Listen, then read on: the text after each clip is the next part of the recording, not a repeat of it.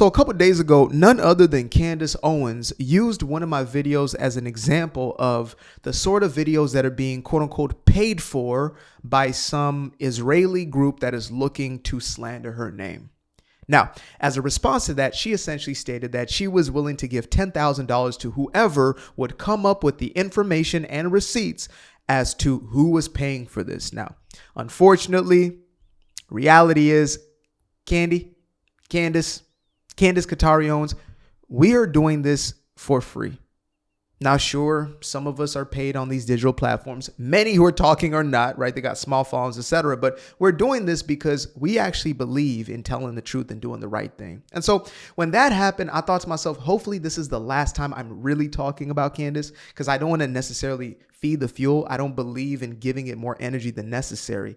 But then this morning, I'm in my head. I'm perplexed, contemplative. I'm feeling all types of ways. I just put out a video recently just debunking some of these anti-Jewish, Jewish hating narratives that are out there. And I got a lot of negative responses, and I kind of already knew. But there's a part of me that's like, man, do I keep going? And as I read through some of y'all comments, I said, brother, like, you can't not. Truth is truth. Even if you're the only one who is standing up for it. Somebody said those exact words and they stuck with me, like, no matter what. And so this is beyond Candace Owens. And this is about the dangerous narrative that she's pushing. Now, one side, she just wants to simply focus on this and kind of gaslight this. And mind you, it's not just Candace. I know it's the Tucker Carlsons, it's the Dave Smiths, the dude who's as much a comedian as Dr. Dre is, cardiologist or something like that. It's this entire class of people who have projected themselves to be Christians, projected themselves to be conservatives and to be on the quote unquote right side of history, anti-woke, all of that. The ones we believe, the ones we fell into, even the goofballs like the Hodge twins, ha ha, he kind of guys. And some of them were showing their colors, I guess earlier. Some of them showed it later when it came to this conflict between Israel, Iran, and then the United States coming in and hitting those nuclear facilities. But again, my conclusion was this. They are spreading information that is genuinely detrimental. And there's two sides of the conversation, right? Because we continue to say, well, how is dealing with Israel America first? That's the opposite. America's controlled. America's controlled by Israel. Trump is a puppet of Netanyahu, that sort of thing. And it's, well, here's the thing. And this really kind of gave me insight as far as just how under and overexposed we are to information in the age of information. So on one side, we have a nonstop perpetual feed going on. But on the other side, it's like we're starved of just reality and what the hell is actually going on, right? So, for example, let's get into just one clip of a reality, okay? There's no conspiracy necessary. There's no he say, she say. This is an actual clip from the Iranian version of parliament, per se.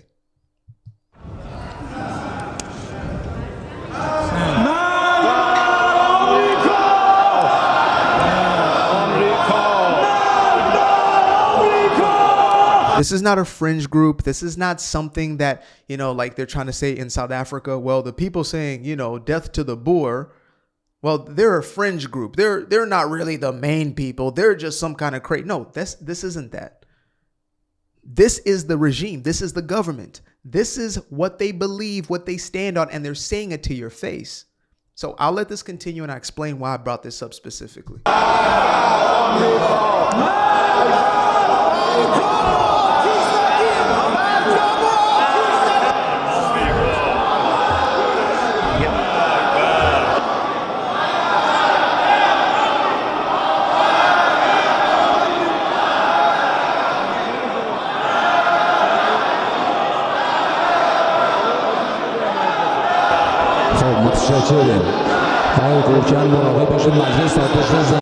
Okay, so how is it America first to join in on Israel's war? Guess what, America? This has never been Israel's war.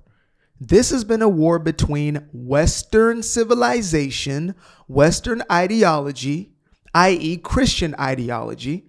And we're going to tie this full circle into what's going on in, a lot of these Muslim regimes as far as Christians being killed on a daily basis. We just heard about what happened in Syria. We just heard what happened and is happening in Nigeria right now in real time. But we see that right there. And the narrative that is being pushed is we need to leave them alone. Why is it only them that is being targeted? Why are they being, some are even saying, why are they being bullied, basically? And to those people, I say, do you understand what this regime believes, what they endorse, what they support, what they promote, and whose pockets they fill? This is the regime that fills the pockets of Hamas, Hezbollah. That's them.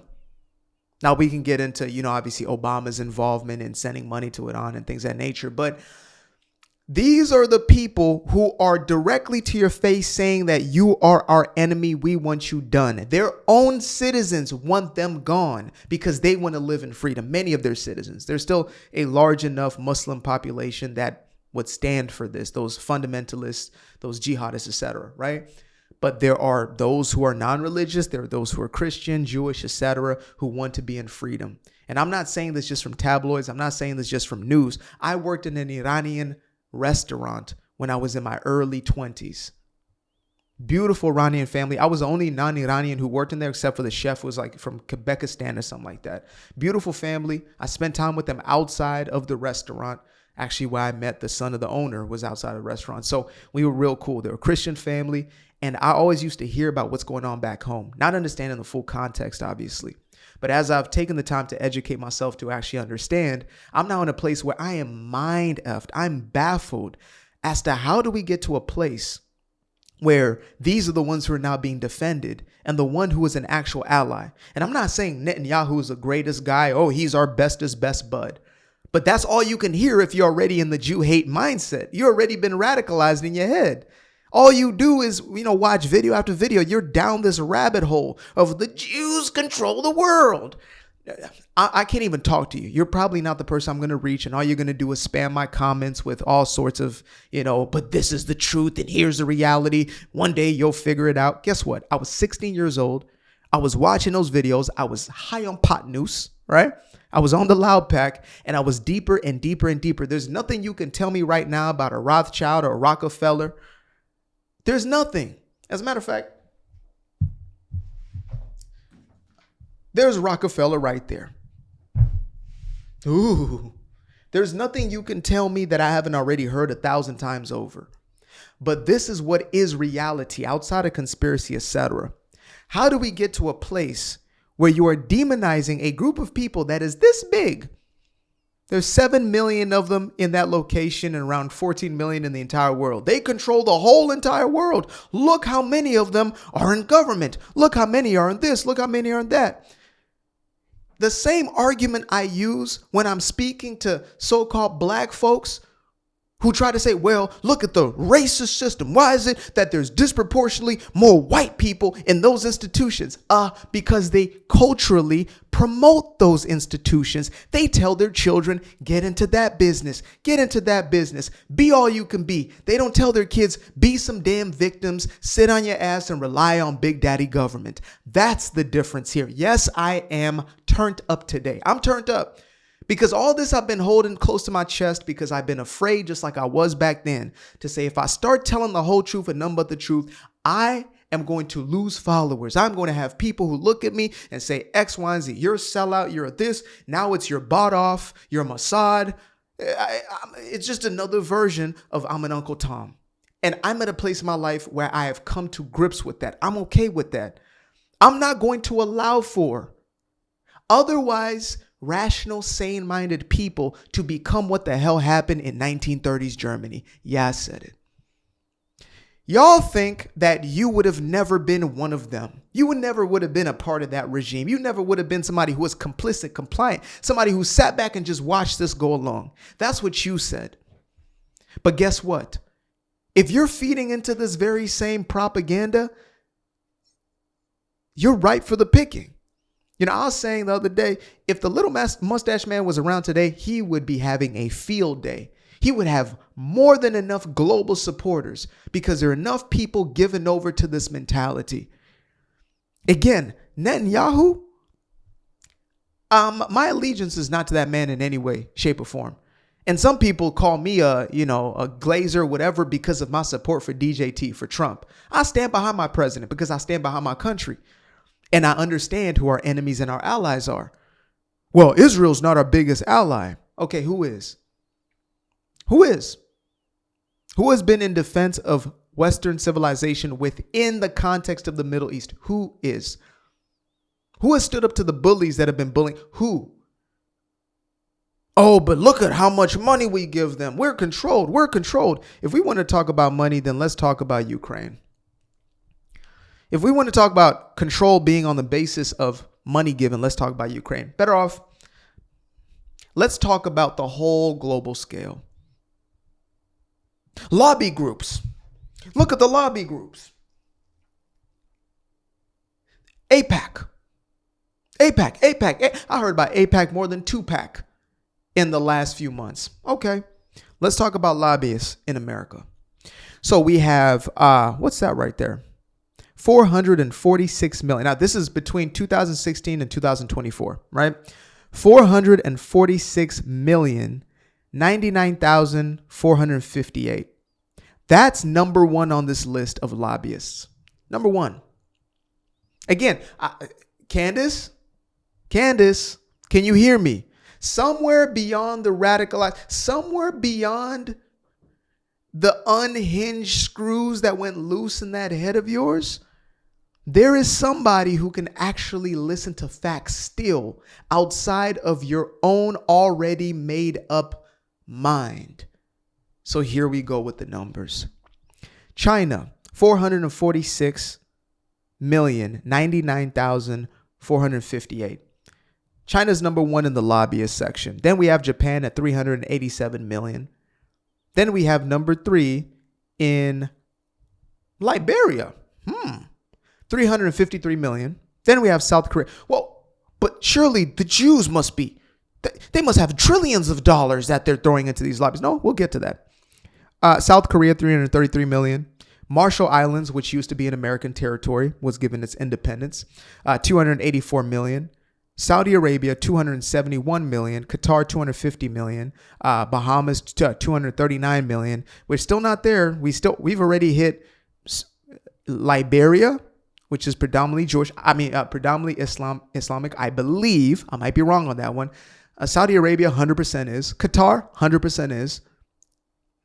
Perhaps our old Qatarlson might be able to substantiate that money right there, the 271 million. Or 250 million in Qatar. Bahamas, 239. Even the Bahamas made it on the list before them. My goodness. UAE, the Emirates, 225 million. And then we have Israel at 188 million. Now, this is all on paper. This is all documented. But what you will say as the one who was given over to, it's the Jews. What you're going to say is, but you don't know about the secret money. You don't know about the hidden hand. You don't know about the Rothschilds. We can talk conspiracy all day till we're blue in the face. We can talk about what possibly is going on, what you're convinced is 100% going on because you watched InfoWars for the last 7 years straight, right? We can get into that. But the fact of the matter is, these guys are showing you in your face. And yet the emphasis is not here. Yes, everybody's under investigation. Everybody's liable to that. Everybody. Who's in whose pockets? 100%. Yes, let's get into it. But let's break down this one because this is the one that y'all love the most. This is the one that y'all infatuated with. And by the way, we're just getting started. So if you hate me now, wait until I'm unpacking every single one of these truths about what the hell is going on around us. I'm finally living up to that little label I gave myself in the very beginning when nobody was listening, the anti-propagandist. So, disproportionate numbers of politicians. You know, there's upwards to 15 to 25% of our politicians are Jewish. Millionaires and billionaires. But they're they're 0.7% of the population in America, but surely they control the world. Is that right? Okay. So, Asian Americans or Chinese Americans disproportionately make up the populations within tech. I was in the Bay Area. I saw it with my own eyes. Disproportionately, the Indian population makes up of doctors in the United States. They're so big as a population, folks, that they had to create their own, I guess, what would you say? Their own organization, right? Of like Indian doctors. So there was one of just American doctors, like a board or whatever. Then they had one for Indian doctors. It became so big that they damn near had to consult about breaking it up because it was damn near becoming bigger than the actual main one. That's how many Indian doctors in America. They control the world. No, they prioritize medicine. They tell their children from a young age, you're going to be a doctor. No matter what, you're going to be doctor. I don't know. What is this? Dance? No. Music? No. Basketball? No. That is delusion. You're going to be a doctor. You're going to become a doctor, my friend. That's all there is to it for you.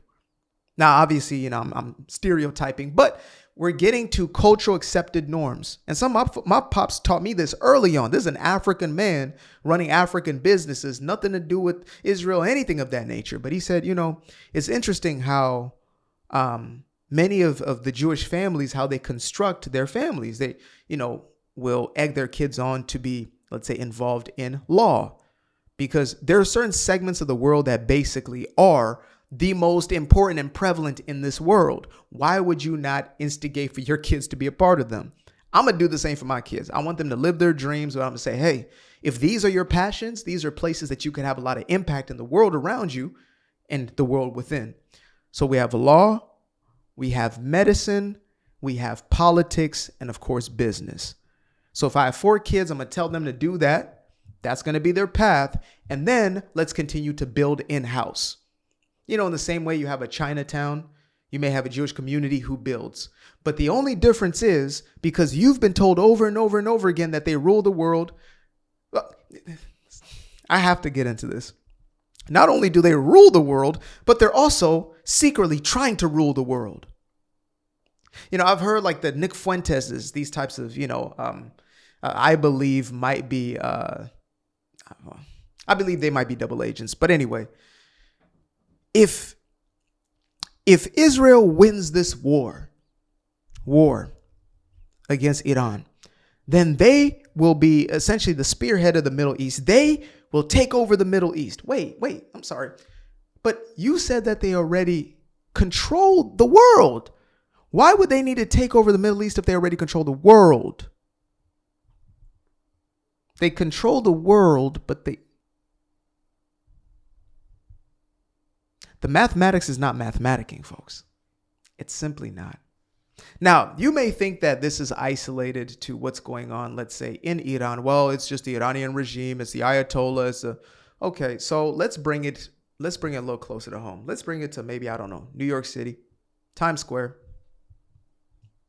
theater near you. What do they stand for?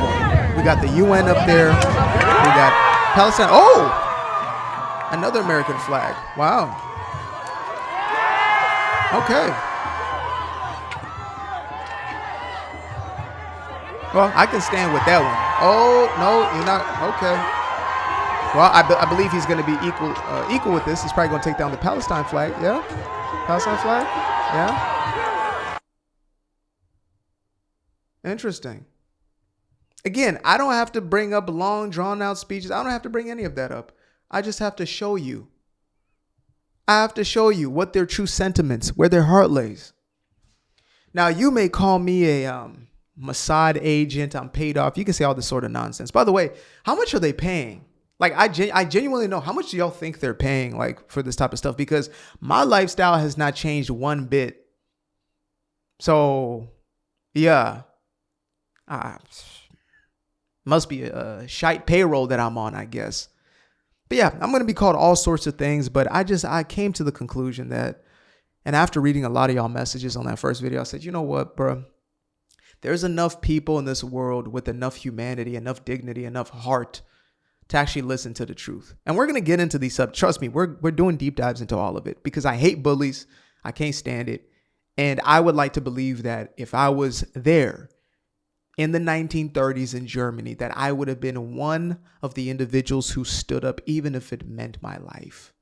I would hope to be that person. And so I can only conclude that I would if I would do that right now. And many of y'all think you're on the right side of history. And to that I say, I really hope you are. Appreciate you guys for tuning in. Now, if you'd like to stay around, make sure to click that little subscribe button down there, or you can show some love by going to the description below and clicking on the button titled Buy Me a Coffee. Leave a little something there, or click on the Cash App. Leave a little something here. Till the next time, peace. I fell in love with the sunshine. I fell in love with the light. I fell in love with the full moon. I fell in love with the night. I can see the light again. I can see the light. You can see the life in him illuminate the night. I know the time is taking. A 3-6-5, that's a full rotation. I see you looking up. You know them constellations. Constantly gazing like house of praises. You get to praising.